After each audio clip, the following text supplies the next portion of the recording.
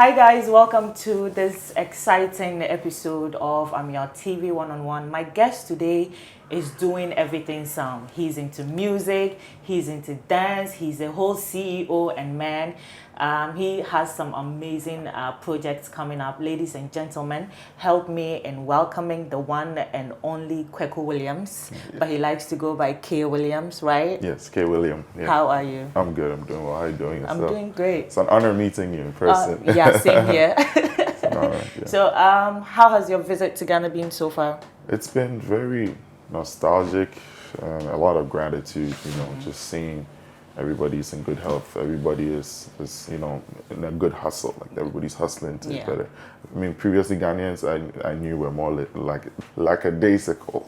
Okay. But right now, everybody's actually very proactive than before. Yeah, so. That's good. Now, for my viewers who are seeing you or hearing about you for the first time, who is K. William? K. William is a Ghanaian living in America who misses home too much. He's decided to keep himself Ghanaian, even though he's also American. Yeah. That's why I chose my first name William to be my last name. So it's Kweku and William. People think it's Kweku William, so I put the Ghanaian name before it just so they know, hey, even though I'm William, remember I'm from Ghana. Yeah. So that's what I've always had. Yeah. I love music. I write music. I manage a dance academy. I love the entertainment industry and what you call puskaya. Anywhere there's job, you find me doing it. That's good. I mean, it's good to dabble everywhere. Yes. So tell us, how has the music journey been so far? I'm taking the slow route. Okay. If I'll say, I'm not rushing it. In America, it's not easy for independent artists to be full-time artists. Yeah. Your survival rate is very low. So I have a full-time job, but then I'm doing music on the side and then managing. I'm basically the CEO of an entertainment management service, where I manage myself and then other artists and then dancers as well. Okay. Yeah. How long has it been? When did you start to dabble into music? So I've been singing in the church since I was a kid. Oh, okay. Then I jumped officially into Afrobeats in 2018 when I dropped my first single. Yeah. Okay. Yeah. So what has the journey been so far for you? It's been very, very rewarding, very miraculous, if I'll say. Okay. I just have 10 songs, right? But where I've gone is more than I can imagine with just those 10 songs. Yeah. Like I said, it's been very slow. But any little song I put out has like a big impact. So I'm now trying to take things a bit more seriously and be more consistent. But it's been very fulfilling. Now, for your music, since 2018, where have you recorded the most audience from? Is it in the US or in Ghana as well? That's a very good question. So in the US, specifically New York City. Okay. Second largest is Russia. Ooh. My fans, yes. And it was because of, so I do two separate genres, Afrofusion and then Afropop itself. Okay. And the dance music bit of it is well received in Russia. So I do some form of Azonto, more modern, right? Okay. And it's apparently it's very huge over there. Azonto music is there are a lot of dance communities that are accepting it. So somebody took it to So You Think You Can Dance to Russia and qualified to the next stage, and that was the first and only Afrobeat song they ever had. Oh, that's nice. That's nice. Have you been to Russia? I was invited, but living in the USA, I didn't want trouble. Yeah. Already I received an email from the TV station because they wanted me to send them my information so they'll pay me. Okay. But that was interestingly intercepted. I don't know if I should say this, but yes, it was intercepted and I was told to, if I was going to go ahead to report certain things. So I said, oh no, I'm not even doing anything. So let's just leave it. Well, that's a difficult situation right there. But yes, tell us, for someone who is into music, and when did you decide that you were going to, spearhead dance as well and, sort of have a whole academy and manage people who are dancing? Yeah, it was actually, let me say, a mistake. How it happened. My first song was a love song. Second song, Quabbles, who's the manager of DWP Ghana. Ghana, yes. And I'll say DWP worldwide because we have a China branch too. He basically, was like, okay, let me help you promote your song, but it has to be danceable. Yeah. So I was like, all right, I'll create a dance song. And I just did that and it blew up. Okay. And that was actually also on Romania's Got Talent. It was on the series. Okay. You see what I'm saying? Like, I put that song, there's something big and I'm like, I've never been promoted it. So when that happened, I was like, yo, my song is actually doing better than the love songs I'm doing. Let me focus on this. So I got distracted, started putting out dance music, and I started getting into the dance world, getting to know dancers and understanding them, how they are struggling, like, you know, their struggles and all. And so Quabbles saw that I could relate to them well. It's like, hey, you're the only one I can trust to take care of this academy. They had it before, but I think it failed due to management issues. But then he was like, I expect you to revive it. And I did that with the help of Showtime, who's also our coach. Amazing. Now, we all know the amazing things DWP has done for Ghanaian dancers, you know, sort of putting them in a group and making sure that their talent is, you know, exposed worldwide. What would you say, I don't know, is it Ghanaian dancers in the US, or it's just every kind of dancer for DWP America? DWP America, right now we are focusing on Afrobeat or Afro dance, right? Okay. But they are not just Ghanaians. We have Caribbean dancers as well. Okay. There's other African countries represented there. So we have Liberians, Sierra Leoneans, then, like I said, Caribbean, like Jamaicans, and a couple more nationalities, so ethnic groups in there. Yeah. That's good. Now, how do you marry music? I mean, music and dance, it goes, you know, the same way. But now you're not dancing. No, I don't dance. Okay, you're managing. Yes. So how do you manage the two? Your own, you know, career and then managing a whole team of dancers? Yes. So that's another good question. It was a struggle from the beginning, but what I did was I just started writing music for the dance. Oh, okay. So I write a song and feature them. Okay. So one of our latest songs, Mako. Mako, yes. I did the vocals on it. I, you know, worked with Showtime. We developed it from scratch, and we actually now it's a secret, but I'll bring it out. There's a way I write dance music. Sometimes I observe the dancers. Sometimes I can watch a dance video and mute it, and make a beat from what they're doing while they dance. Oh. And sometimes, so I'm in the studio, I'll ask a dancer to just be there and observe, and then I have my ways of developing the sound from that. So it's so easy for me that way to put it out. So we write music and push it through them as well. Yeah. Would you say that this ability for you to create, you know, dance music that has obviously traveled worldwide, would you say that's making you focus on, you know, this particular genre? Is that where your focus is going to be, or are you going to dabble into, you know, other things when the inspiration comes? It's a mixture of both, right?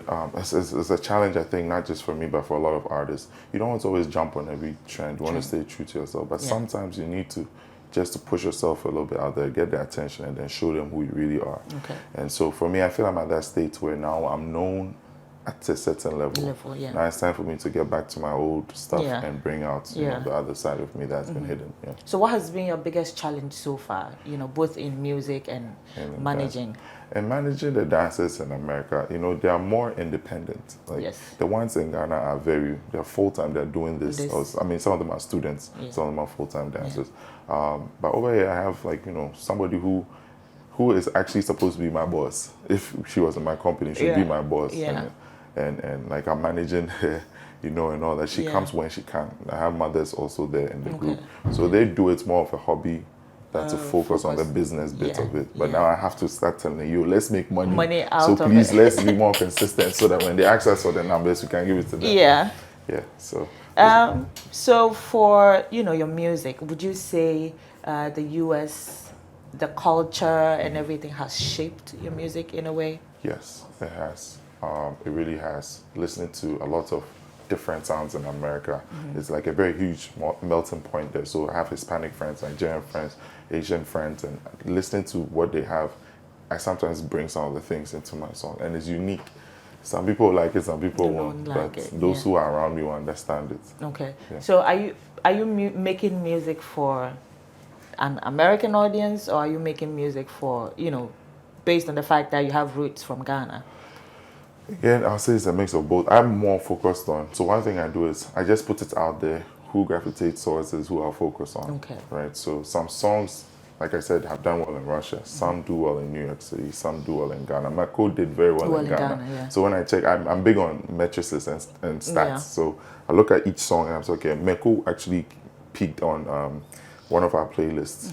So I was like, okay, so I think I know why Ghana likes the sound. Okay. So I know you've been doing this, for a while. At the beginning of the interview, you said you are slowly, getting there. But obviously, you have fans worldwide. Does it not ginger you to, sort of take this to the next level, like be out there, let people know who you are, the fame and all these things? Yeah, I'll say this, I'm actually scared of fame. I'm not going to lie, because I don't know if I'm ready to be famous. I really don't know. Nobody ever is, right? I don't think so. It's not even a goal for me at all. But I believe one of the reasons why I'm even in Ghana doing a media tour is to let them know what we are doing over there. Okay. Because we're expecting some of our dancers to come to Ghana. Okay. In December, and then after, just because they also want to have that natural experience, organic experiences. Because they do a lot of virtual classes with the ones in Accra, okay. And it's not enough. Like there's a certain energy I felt the first day I stepped in the Ghanaian class. I was like, yeah, this is different. Yeah. I called my assistant back. I was like, yeah, Charlie, we need to come here. Yeah, the energy is different. Yeah. So tell us, do you have any new projects that you're working on? Yes, we're actually in a writing camp right now as I speak. Okay. We have a bunch of producers, songwriters, and fellow artists who are meeting in various locations where I'm writing stuff together. Doing a lot of collabs and features. I feel, like you said, being in America, being influenced by other sounds, I kind of want to come back and get the Ghanaian sound too. Interestingly, I don't see a lot of that because we're going towards Amapiano too. I'm like, Ghanaians, we're always doing this thing. So we are always everywhere. It's not that I have anything against Amapiano at all, but it's like sometimes you want to find the original Ghanaian sound. I think for now, I personally believe that people are just gravitating whatever that is making the most noise and would generate the most buzz. So a lot of people tend to lose their authenticity. I don't blame them. Like I said, I did it myself, but sometimes it's just annoying. You want to find, like, you go and ask some producers now, they're like, Charlie, I know they do this thing anymore. And they do. I'm like, hey. Okay. But what do you make of the Ghanaian music scene? It's an interesting scene. I do see a lot of emerging teams that are working very hard. Some of them, even when they come to America, I see how they are ready. They are industry standard now. They come with their artists, writers. They come with their requests and everything. I see, okay, they are professionals. I still see, that they're not getting a lot of support from, let's say, the government and the music governing bodies. I think like GAMRO, if I'll mention names. But I know they are having talks, so I hope they all come together too. Have you collaborated with any Ghanaian artists? Yes, a couple of them. Yes. I can't mention names because we need to sign some contracts first. Oh, so those projects are not out. Yes, they're not out yet. Okay, that's good. Is there anyone on that list that you wanted to collaborate with that you haven't had the chance to, or everyone that you wanted you've had? Yeah, one of them left the country the day I arrived. So I was like, wow. Sorry. All this. But he had to. He had a very important. I'm happy for him. So. Yeah. Good. Now, you said you have like over 10 songs. Yes. Which one has been your favorite and why? Can I have two? Okay. Fine. So the first one is Huli. It took me about 7 days just to write that one song. And then it turned out being my biggest song. Okay. It's because I worked with a dancer on it. And he wanted it to be so perfect, to meet his needs. Yeah. And this song, like I said, you drop a song, you don't even push it that much and something happens, right? It ended up on Chris Brown's story. Why? Because a group of dancers, when he released his merch, Black Pyramid, they danced with it. And the whole time, he was reposting people who danced and it's with his song. But then I'm there, people are like, Charlie, Chris Brown posted you. I said, what? I was in class, I ran out. And I saw it in the story, I recorded it, and we were so excited. Davido also reposted it. This time it's because the dancer, Holy Boy, was friends. He's friends with Davido like that. So I think Davido just posted it. So it blew up. And I'm like, what is going on? So, like, I'm scared. That's why I say I'm scared. It's like, you're not ready for it. I'm like, hey, so if they come and ask me to do this again, like, I just started. So, I mean, the fact that you've been able to do this consistently shows that you've got it in you. Now, tell us, what would you want Ghanaians to know about, K. Williams, about your music, about DWP, and, about any other thing that you're passionate about? So just know that you have a brother, prodigal son, who's coming back home to work with you. I really respect the Ghanaian youth. We're really showing a form of hunger for growth, for what we deserve. I don't see too much entitlement. I see a go-getter type of mindset. So, okay, people would, you know, disagree to this entitlement well, thing. I'll say the people I've met are hungry. So maybe I'm surrounding myself with good people. People, yeah. I'll say that. Yeah. And I stay away from Twitter, so maybe that's also helping. But I think that's helping. Yeah, I see a lot of people who are aggressive for success, so that's good. My name is K William on Instagram. Kweku William, KWEKUWILLIAM. Look out for more from me. Look out for more from DWP USA, from our siblings here in Ghana, DWP Academy. This is just an introduction of myself. You hear from me soon. Okay, we can't wait to hear from you soon, and we wish you all the best. Thank you. And you know, we can't wait to see you when you come back in December with DWP US. Yes. Okay, amazing. We can't wait to, you know, see that. Thank you. Thank you. And you guys should also come to America. We need you to come in. There are a lot of people working hard in the US. We want you to come and interview them. So we will. We need that love to know that we are being known to in our home. Yeah, so, that's true. Yeah. We will come. Thank you so much for coming. You're welcome. Thank you for having me.